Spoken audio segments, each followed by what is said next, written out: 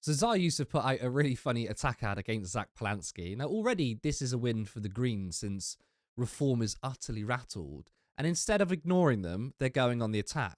And this means the Greens are doing a good job because they've been polling second place with various pollsters. And Reform are worried. No longer is their main political opponent a dead horse, that is the Labour Party. They now have to reckon with the populist left. So I'm going to react to this really bad ad. This is Zack Polanski, aka the Breast Whisperer. He came to you and said, "Can you make my breast bigger through hypnotherapy?" And you said yes, and gave it a go. Yes, Zack is a 43-year-old hypnotist who has tried to grow the size of women's breasts by hypnotizing them. He's also the leader of the So, of course, it's the boob whisperer attack. No one cares about this, by the way.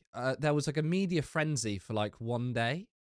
And many people who knew about the story vaguely were anticipating this. And then everyone forgot about it. And now, like, Zack is completely, like, removed the weaponization because he's lent into it with the jokes.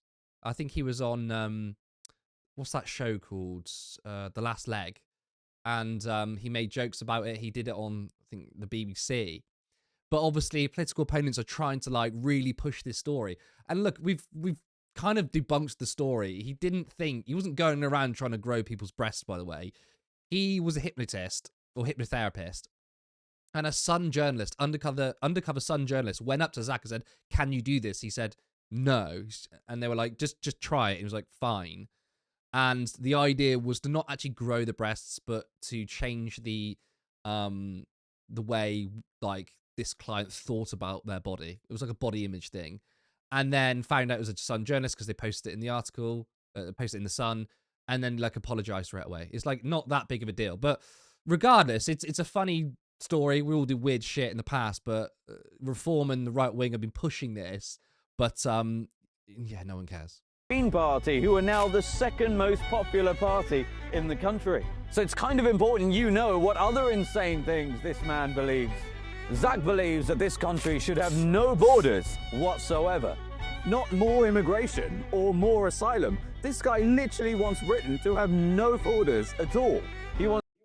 So in terms of borders, this is the part where, I get it, the progressive left is on the back foot because the majority of the country want to see a lowering of immigration. That's absolutely true. And like my personal politics is I don't see immigration really as a problem. And I get it. I'm out of step. I'm out of touch with the majority of the people in this country, right? But I, or anyone on the left, like people in prominent positions, or let's talk about Zack Polanski specifically, he's never actually called for open borders. Now, that little screenshot was of a motion, which I don't know if it's actually passed or not, but the Greens are a democratic party, and people within the Greens can draw up any motion. And apparently says like limitless borders. But again, that's not Zack Polanski's position. And I don't know if it's the Green Party's position. For me, and look, you have to remember, even if the Green Party stood on a platform of so-called limitless immigration, if they were to get in government, it's impossible to have open borders. Like, we don't have open borders now. The right wing say we've got open borders, but we don't. You have checks. You might get refused. And basically, the position would actually be, in reality, even if they said they were in favour of open borders, it will be just the same sort of border policy we have now, just a bit more relaxed. But you would have people come in on a case-by-case basis. So for me, my view on immigration is not ideological. Like, I'm ideological in many ways. I'm a socialist. I have to be. But although everyone is ideological, my view on immigration isn't ideological. I think we should have the amount of immigration that works. And that's based on need. So if we do need to fill roles in the market and we need to fill jobs, we need to make sure there's enough, nurses and doctors in the NHS or enough social care workers, which we're struggling with, then we should just have immigration that reflects that. And that's it. You don't have a specific number. The right wing are very ideological in this, by the way. They want to reduce immigration and Reform want to deport 600,000 people, which includes legal migration, by the way, which isn't popular with the majority of people. That's ideological because that's just a number they've plucked out in their head. They haven't thought, okay, this is what we need to do to make the country a better place. They're like, no, we just want to reduce immigration. So the right are ideological. They want to see immigration come down regardless of the facts, regardless if it's good for the economy, regardless if it's has nothing to do with social cohesion. It will do a little bit, but immigration in the last couple of years has actually come down, yet people's attitude towards migration has got worse. So people's emotional feeling doesn't correspond with the facts when it comes to immigration. The way people are angry with immigration doesn't correlate with the number of people that come to this country. So it's ideological. I'm not ideological. And that will be what a party that wants to take on or control the British state will have to do. Reforms immigration policy will never happen. They cannot simply deport 600,000 people. It's not going to happen.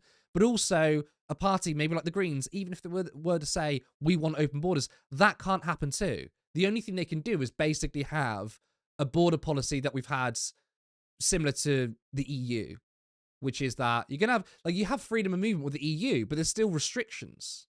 So, I mean, yes, majority of people may agree with their border policy, but Zack has never said, I want limitless immigration.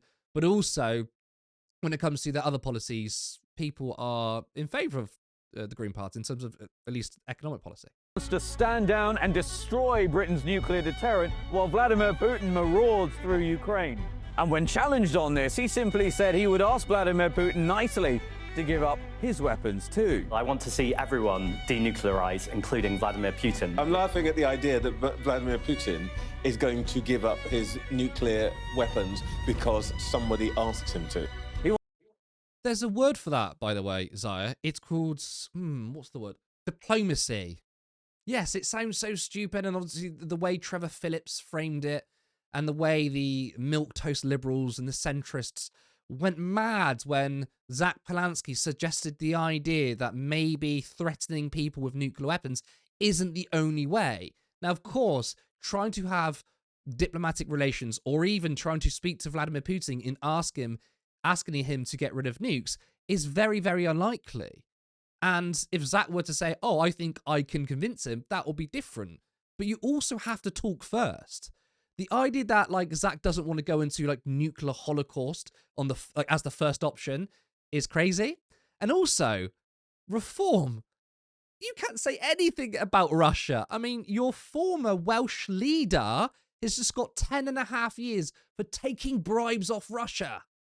Okay, I think that's far worse than what Zack has said, that maybe we shouldn't have a nuclear holocaust. But of course, this video came out around the same time as the Nathan Gill was sentenced. Of course, they don't want to talk about that. But of course, yeah, let's paint the Green Party as Russian apologists and not the party that are actually Russian apologists. Fucking wild stuff. Wants to legalise all drugs and outlaw landlords. Yes, good. Now, of course, we'll speak about landlords in a second, but let's talk about drugs. So, again, once, the right wing and the political establishment are trying to scare you with this drug policy, they're also slightly lying about how it works. So, the war on drugs hasn't worked. Everyone agrees with that, whether you're left, in the middle, or you're right wing, right? There's kind of consensus across the political spectrum that the drug war doesn't work. Because you can't have a war on drugs. People are going to take drugs, whether you like it or not. That's just a fact. So the response as an adult country, we should be, and, politicians, if they're the actual adults in the room, we should be looking at how we respond to that. Because we can't stop people taking drugs. But we can say maybe we should stop looking at drugs as a criminal issue and look at it as a health issue. And that's what it is. People who are addicted to heroin, they're not criminals, they are addicted. So we can help these people, or we can just put them in the criminal justice system and forget about them. Because if you were to arrest someone and put them in prison for taking drugs, and you throw them back on the street once they're done, without helping them, what they're going to do? It's a vicious cycle. It's what happens a lot in America. So the proposal, and I know quite a bit about this because I interviewed Zoe Garbett, who's on the London Assembly. She's also done some fantastic work when it comes to drug legalization and drug reform. And she explains to me a lot of things too. So I know a bit about this rather than some Zaya Yusuf or reform. Which is that when it comes to heroin and crack, right? when the Greens say they're going to legalize it, it's not, oh, look, shops are just going to sell heroin and you can just buy heroin on the street. No, what it basically says is there will be specific drug centers that will open up around the country where people can safely take heroin. And conservatives will say that's the state encouraging heroin use. Of course it's not.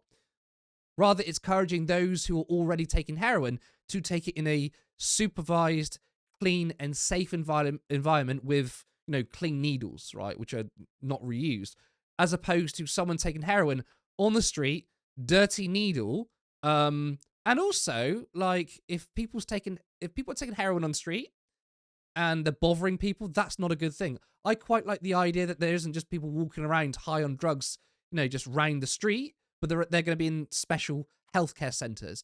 And then the plan is to try and get them off it. So it's intervening in these people's lives. That's what the drug policy is. You can compare it to the alcohol prohibition. Now, if I were to say to you we should ban alcohol, make it illegal, would you look at me and think that's a sensible position? No. But is alcohol good for you? Not really. It's technically classed as a poison. But they did that in America, and I think in the UK too, back in like the 30s. They did mass alcohol prohibition. They thought, oh, it's like the devil's liquids. They said you can't have it. Did that stop alcohol consumption? No, it didn't. What it did do is increase the black market for alcohol. So people were just finding alcohol elsewhere, but they weren't getting it in licensed places. They were getting it off the street. People were getting drunk or high off bath salts. They were making their own stuff. In fact, I would say a happy accident of the alcohol prohibition period was the speakeasy. If you don't know what that is, you should. Speakeasies are like cool little cocktail bars, but they're hidden. You can't tell what they look like. And actually, that comes from the prohibition of alcohol because, of course, they had to pretend they didn't exist. So you didn't stop alcohol consumption. You just pushed people into the black market into illegal areas. That's what the war on drugs does, by the way. People don't stop taking drugs. It is so easy to get hold of drugs. Like, drugs finds you in many places. If you go to a big city, someone's offering you weed, whether you want it or not. So I would rather we taxed it, regulated it, and we had it in we take it away from the black market, which, by the way, immediately destroys like drug dealers and drug gangs because it's legalized. That's how you abolish it. You can do all the drug raids you want and say, look, we seized all this drugs and made all this money, big headlines, and then the next day, oh wait, the drug gangs have like moved on, or they've managed to sort of change. So it's brilliant. You would create a healthier society. You would create far less demand on the black market, meaning there's actual less like dodgy drug dealers around. And you have a better chance of getting people off drugs. That's a sensible policy. But of course, reform and political opponents don't want to tell you that. It's politics, They're just going to say, oh my God, these people are crazy. They want to legalize drugs. In terms of abolishing landlords, I mean, I don't know why he brought that up in the video. Most people hate their landlord, so he's just doing PR for the Green Party. In Zack Polanski's Britain, it is legal to sell crack cocaine, heroin and fentanyl, but illegal to rent your flat out. And also the policy of abolish landlords isn't to make it illegal to be a landlord or rent your flat out. It means putting in regulations such as stronger tenants regulations. The sort of housing policy we had pre-Thatcher to where landlords self-abolish themselves, which means people go, I don't think it's really worth it being a landlord now, so maybe I'm not going to do it. That's it. It doesn't mean it's illegal, it just means that there's no incentive to do so, which is the right thing to do. And if you object to any of his policies, he very reasonably simply calls you a fascist. Fascism, fascist, fascist, fascism, fascism, fascism. Fascism! In short, Zack is a lunatic, and such has been the demise of the Tories and Labour that he's currently in second place. So if you think Britain should have borders, should enforce them, and indeed deport people who are here illegally, if you want a strong British military, including a formidable deterrent, if you don't want Britain to become the world's biggest crack den, then please, don't be like Zack. Okay, so it's really funny because he's saying, if you don't want the UK to be the world's biggest crack den, don't vote for Zack. Oh yeah, because our streets are really, really clean. I mean, let's be honest. I mean, where I live, there's loads of people taking drugs around me. and people don't feel safe. Of course, these people need help, of course, but I don't think it's a safe and cohesive society when you've got people running around on smack. But what you can do is stop treating this war on drugs as a war. Stop making it a war and accept the fact that people are going to take it and do your best to get people off of drugs. In this ad, though, he doesn't say anything about people's material conditions. He doesn't say anything about bills. He doesn't say anything about wages, anything about mortgages. He is, and Zaya, by the way, was a conservative up until very recently. Reform are just the Conservative Party. They're like, if you want a strong British military, if you want tougher immigration, okay, but what about people's needs? And that's the thing. This is why the Greens are polling second place, by the way. I mean, you could attack Zack all you want, but clearly people find him popular, especially, popular than previous Green Party leaders, is because he's mostly speaking about inequality. He's speaking about the fact that we have food banks and also we have multi-millionaires and billionaires. He's talking about putting public services in public hands. He's talking about renting. He's talking about wages. And these are things that affect people's lives. And Reform are not talking about that, which is why I don't think they've hit a ceiling, but their support is stagnating.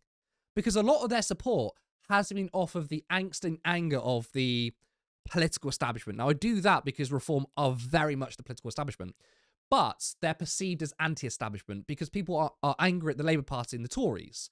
So a lot of people, who voted Labour their whole lives are looking at Reform because they're like, well, I've never voted Tory.